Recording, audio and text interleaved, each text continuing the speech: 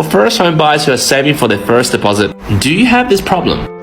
For many months, you've been doing a great job at saving money for your first home deposit, and then suddenly a little voice creeps in your head and says to you, maybe I'll just like to splurge a little bit here and a little bit there. And then your saving goals go out the window. And before you realize it, your savings plan is all screwed up and you just don't know why. Now, I've been a broker for over 10 years and I've spoken to thousands of first home buyers. And this is my personal theory on why first home buyers self-sabotage their savings goals. I'll give you a real example, I'll show you the figures, and then I'll show you the reasons why you self-sabotage your saving goals, and a solution on how you can restore balance and get your savings goals back on track. Now let's introduce John. He's single, he's on $90,000 per annum, and he has HECS debts. His after-tax income is $5,706 per month. His living expenses is $2,000 per month. Now technically, if he's frugal with his spending, he should be able to save $3,706 per month. Now let's say John spoke to a bank about maybe 11 months ago.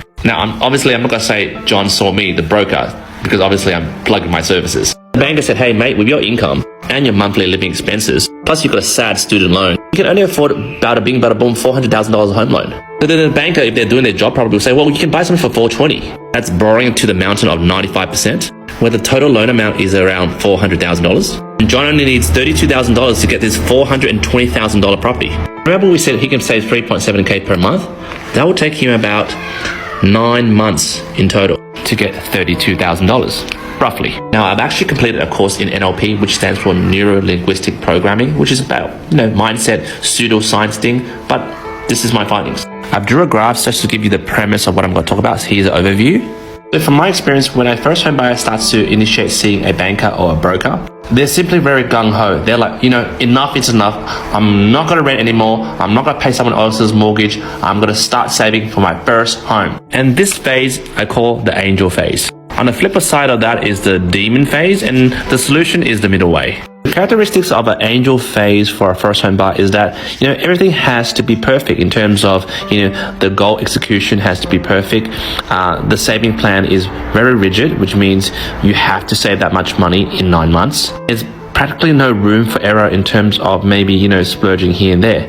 Now, if the saving plan was 9 months to get the goal of $32,000, the first 3/4 of the way, which is around 6 months, if it's 9 months, you'll be experiencing the angel phase, which means everything is according to savings plan. You're saving every month, you're hitting your goals, but then 3/4 of the way, when you're around maybe $24,000, it starts to take a dip. Before I go into the demon side, which is the 3/4 way, you start to self-sabotage and really kill your savings plans. Let me give you a few reasons how you as the angel first home buyer keeps up the saving plans before it all goes to ruins. Because I'm metaphorically using an angel to describe you, and because you guys have wings, we have upwinds and downwinds. So the upwinds will keep you guys on the saving plan.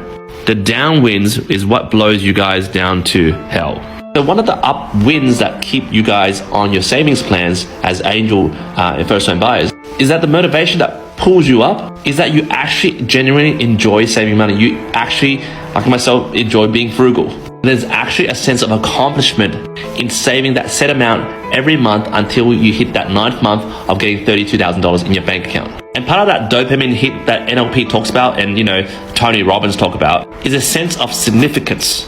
I can't wait until I can save this money so that I could prove to myself that I can actually buy a unit all by myself. And when that happens, I'm going to feel so proud about myself. There's a sense of internal significance. But 98% of angel first home buyers get hit by the downwinds. That is, the motivation in terms of saving money is because, if I don't save money, then, I probably won't be able to get into the property market. The property market is so expensive. It's all motivated by fear. Like, oh my God, I'm already fill in the blank age gap and I'm getting old already and I'm going to have nothing to show for it by the time I'm X, Y, and Z. And in terms of significance, it becomes an external significance. I'm only buying this property to prove to others that I'm worthy.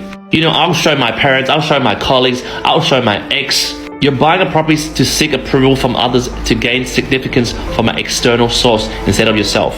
Now, 3/4 of the way through this savings plan, say 6 months, and you already saved $24,000, this rigid perfectionist angel that you are You'll suppress the dark side of yourself, the demon side. The fun, creative, and the born to be wild type of person you are. Now, I refer to that as a demon side, but I'm not saying you're a demon. It's basically just the human side of us. And the perfectionist characteristic of the angel is like choking this other side of us. So 3/4 of the way through it, we start to splurge. We start to spend money, impulse buy, and we get bored and we start buying random stuff. Because the angel side of us has pushed us to our dark side, the demon side. And this guy starts to self-sabotage. Once your initial saving dwindles down to $15,000 less, you enter this phase called guilt. You start punishing yourself. You start getting cold feet. Now, this is not a bad thing. It's just the demon side of you, or the dark side of you, is trying to restore balance back to here.